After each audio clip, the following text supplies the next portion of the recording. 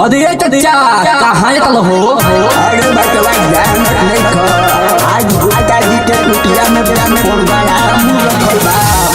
तो हम चल सिंह जू चल म्यूजिक बाय चढ़ली जवानी मोरा करे छेड़ खनिया ऐसे जहनी जबरी हाथ फेरा फेरा और फेरा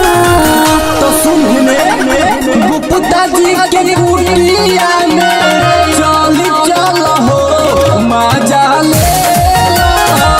गुप्ता जी के कुटिया में चल हो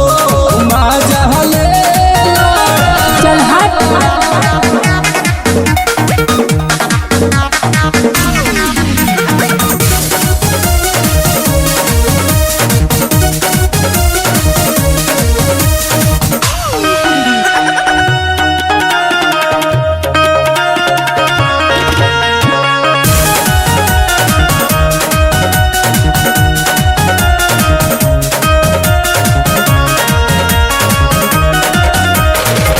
नहाए दादा जाइब ना हम उनका भीरी लगी है सिखावे कौन हुआ कहा जारी बूटी कुछ हो ना होई जान ऐसे डरा लेकिन बेदी देहिया से देहिया डरा एकदम पागल हवा का नहाए दादा जाइब ना हम उनका भीरी लगी है सिखावे कौन हुआ कहा जारी बूटी कुछ हो ना होई जान ऐसे डरा लेकिन बेदी देहिया से देहिया डरा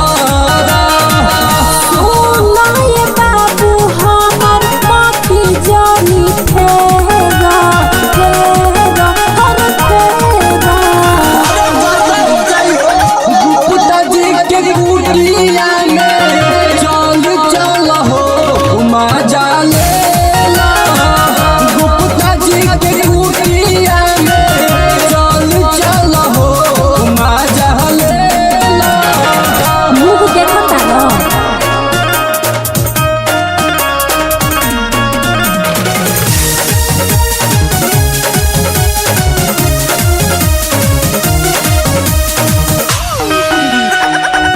बीएस म्यूजिक स्टूडियो